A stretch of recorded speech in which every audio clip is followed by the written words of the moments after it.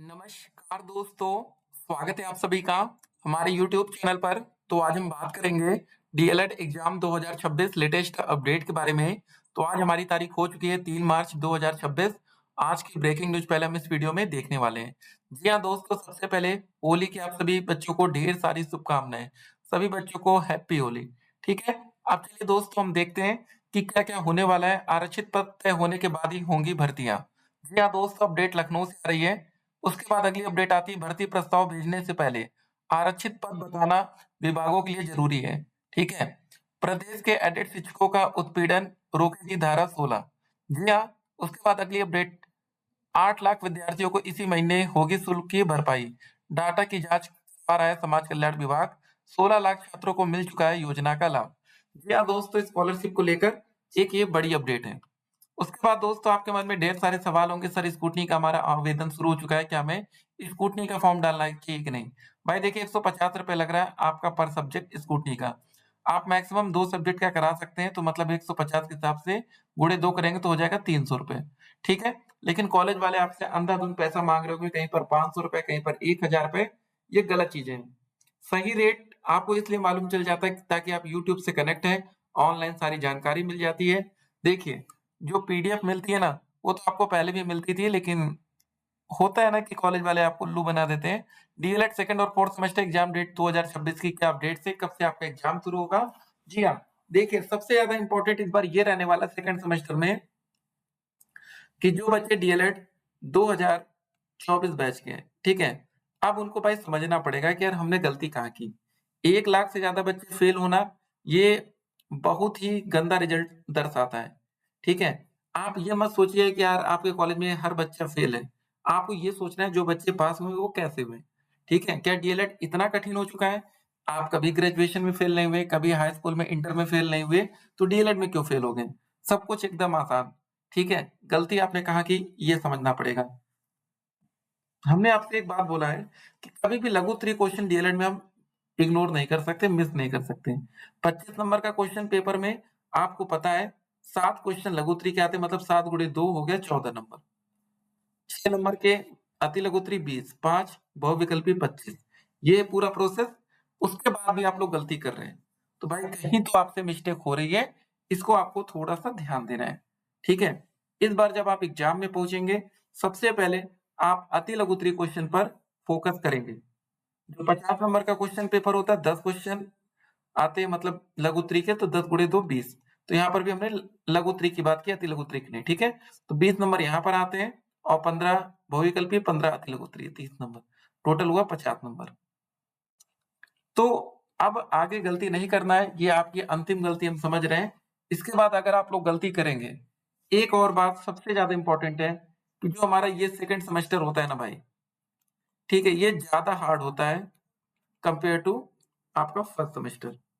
ठीक है, तो इस बार अगर आपकी बैक लगती है तो वो जेन्युइन होती है, मैथ कठिन रहेगी। फर्स्ट की मैथ उतनी कठिन नहीं रहती, लेकिन उसके बाद भी बच्चे फेल हुए। बच्चों का कहना था सर हमें मैथ नहीं आती। हमने आपके लिए प्रॉपर वीडियोस बनाई हैं। ठीक है, बिल्कुल फ्री वाली वीडियोस हैं यार, उसको पढ़ लो ना। ठीक है, सिलेबस कोई बदलाव नहीं हुआ। आप लोग कहते हैं सर एकदम नई वीडियो चाहिए। नया क्या चाहिए? आप लोग देखिए, होता है क्या, लाइव क्लासेस में आप लोग जुड़ते हैं, उसमें पढ़ाई नहीं होती है। ठीक है, मैक्सिमम टाइम पास रहता है। आप समझिए, जो चीज आप 15 मिनट की वीडियो में सीख सकते हैं, वो आप 1 घंटा क्यों लगाना चाहते हैं? ठीक है, तो कम से कम समय में ज्यादा से ज्यादा पढ़िए आप लोग। ठीक है, जो भी आपको ठीक लगे, लेकिन इतनी बैक नहीं लगनी चाहिए। तो लास्ट टाइम आपने जो गलती की है, पहले वो गलती को सुधारिए। जो भी प्रोसेस आपने लास्ट टाइम फॉलो किया था, उसको बिल्कुल अनफॉलो कर दीजिए बस। आँख बंद करके उसको छोड़ दीजिएगा।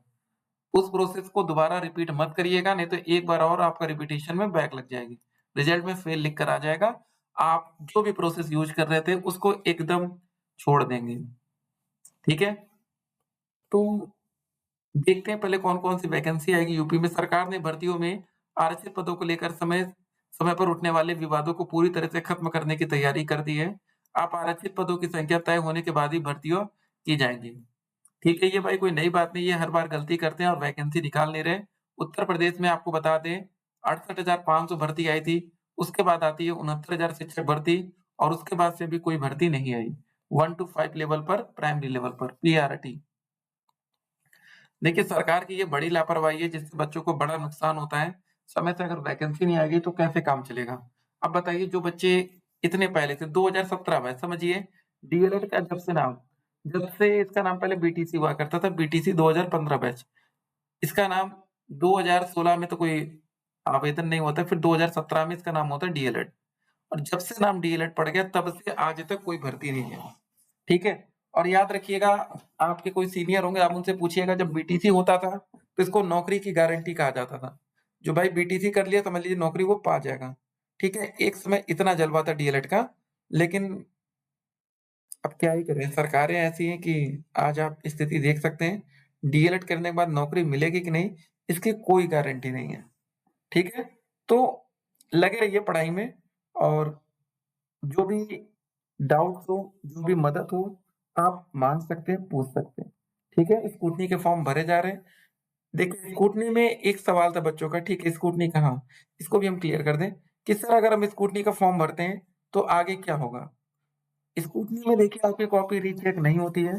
जैसे मान लीजिए एक नंबर ऐसे टीचर ने दिया है, नंबर जोड़ने में अगर किसी भी प्रकार की कोई मिस्टेक हुई है, गलती हुई है, उसको सुधारा जाता है। आप ये सोचेंगे कि यार कोई क्वेश्चन पर टीचर ने हमें 1 नंबर दिया था लेकिन हमें मिलना चाहिए था 2 नंबर, तो ये प्रोसेस स्कूटनी में नहीं फॉलो होता है, ठीक है? और मैक्सिमम टाइम अगर आप देखेंगे अगर 1 लाख बच्चे भी स्कूटनी का फॉर्म भरेंगे, तो उसमें से बहुत ही कम संख्या, मान के चलिए 1% संख्या ऐसी होगी, जिनके रिजल्ट में किसी भी प्रकार का परिवर्तन होता है। और आपको परिवर्तन से मतलब तो है नहीं, मान लीजिए कि आपका 25 नंबर का क्वेश्चन पेपर था और आपके आए हैं 10 नंबर। अगर ये 10 से 12 बन गए तब तो आप पास होंगे और 10 से 11 बनेंगे तो कोई मतलब नहीं होगा, फेल ही रहेगा, ठीक है? और एक और सवाल था बच्चों का कि क्या सर स्कूटी में नंबर कम भी हो सकता है? नहीं भाई, नंबर आपके कम नहीं होंगे। हमने अभी तक तो नहीं देखा कि नंबर कम होते हैं।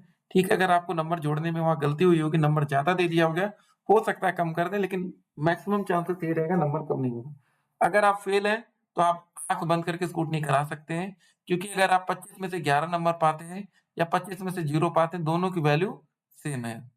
रिजल्ट में फेल ही लिख कर आएगा और आप किसी भी विषय में मैक्सिमम 3 बार फेल हो सकते हैं। अब समझ लीजिए कैसे?